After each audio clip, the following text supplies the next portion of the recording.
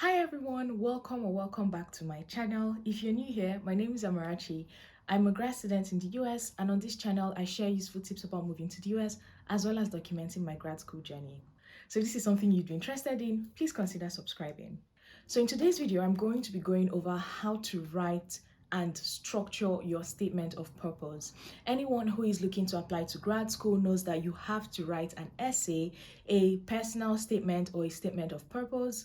And the point of writing this is to give the admissions committee an insight into who you are, where you've come from, where you plan to go to, all of that, except from, just tell them who you are, except from what they see on your CV and in your transcripts. I know that this can be quite daunting for lots of people, so I'm going to break down the entire process for you. The first thing that you need to know is that your SOP should contain 5 main parts. And to make things easier for you, each part should answer one prominent question. The first would be, who are you? So this part should include an introduction or a background into who you are as a person. The second should answer the question, what do you want to do in grad school? The third part should answer the question, why do you want to do this? The fourth part should answer the question, why are you the right candidate or the right applicant for this program or for this school? And the final part should just be a conclusion. Now let's go into what each of these parts should contain. Okay, let's start with the first part, the background or introduction. So the main thing about this is it's going to be the opening. It's going to be the first thing that the people on the admissions committee are going to read. So you definitely need to make it captivating. I always say, think about your first sentence or your first paragraph as a hook. So imagine when you go fishing, you have a hook and you try to have this fish hooked into your hook. So think about it in this way. It really needs to be captivating and capture the attention of the reader, because admissions people members of the admissions committee get hundreds of essays. They read hundreds of essays, so you need to make yours stand out in some way. So your first sentence, your first paragraph really should be captivating. In this part of your essay, you can also talk about overcoming any adverse life situations. If you've had an experience where you excelled against all odds, put this here. For Nigerians, yes, here you can talk about how, I don't know, Nigeria is poor, you grew up without lights, blah blah blah. All of that you can include here.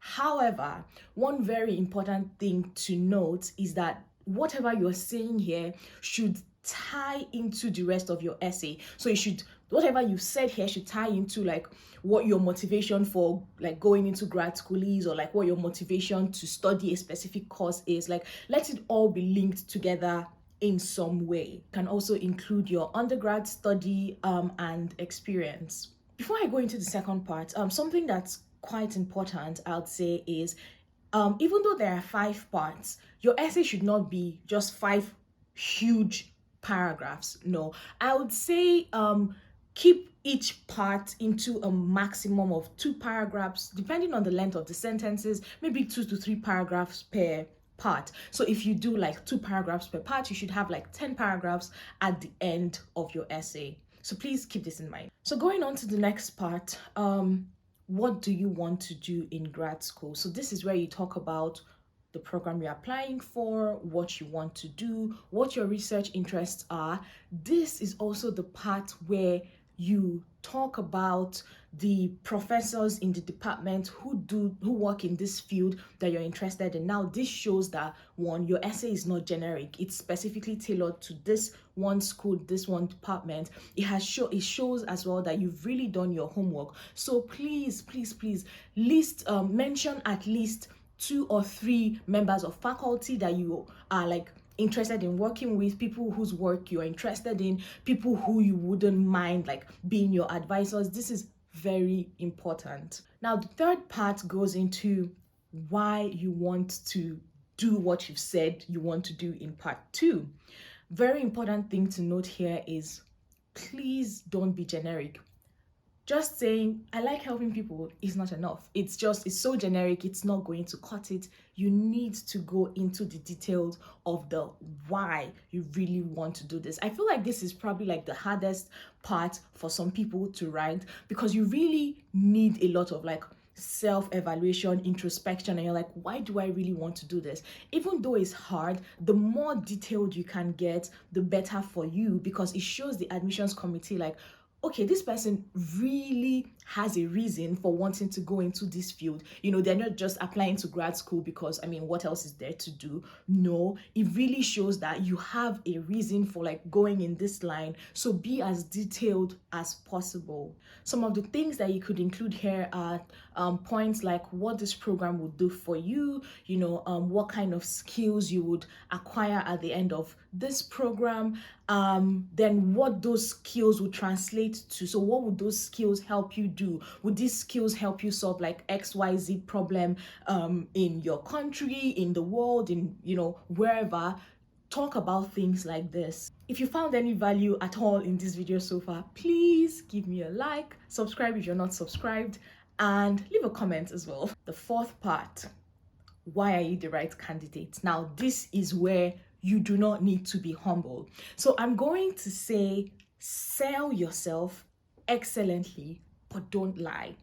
Don't lie, but sell yourself. You really, really need to paint yourself in the best possible light. You need to highlight all of your strengths. Some of the things you could include here are like your credentials. So do you have like a very high, GPA? Do you have any awards, qualifications, certifications? Do you have publications? Talk about all of these things. Now, I also know that not everybody has like all these kind of like shining shining credentials that they can just throw at the admissions committee. But here is also a good place to highlight things like volunteer experience, if you have any of that.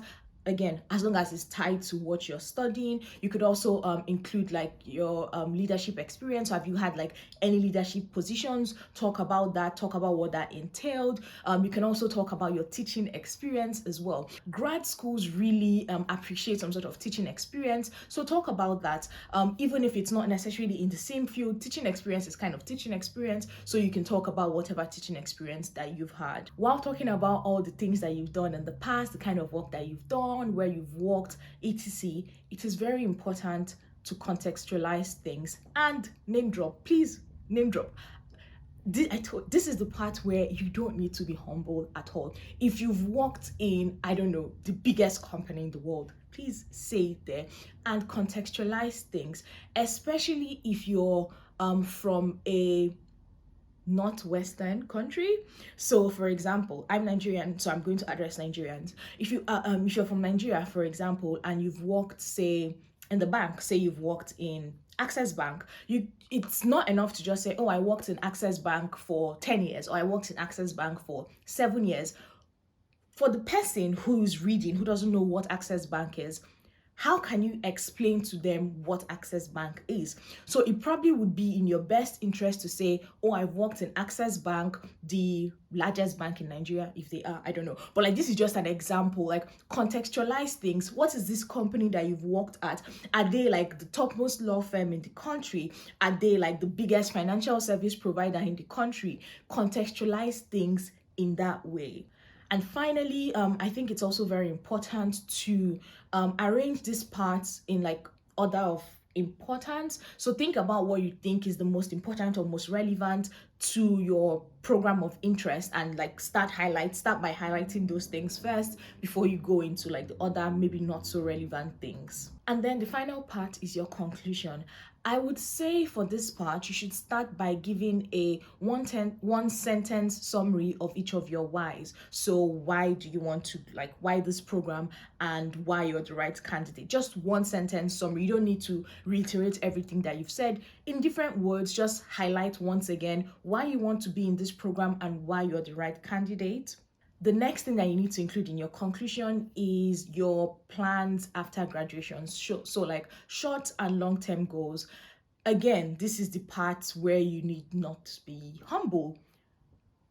Think as like as wide, as wild as you can think, because schools actually like ambitious students.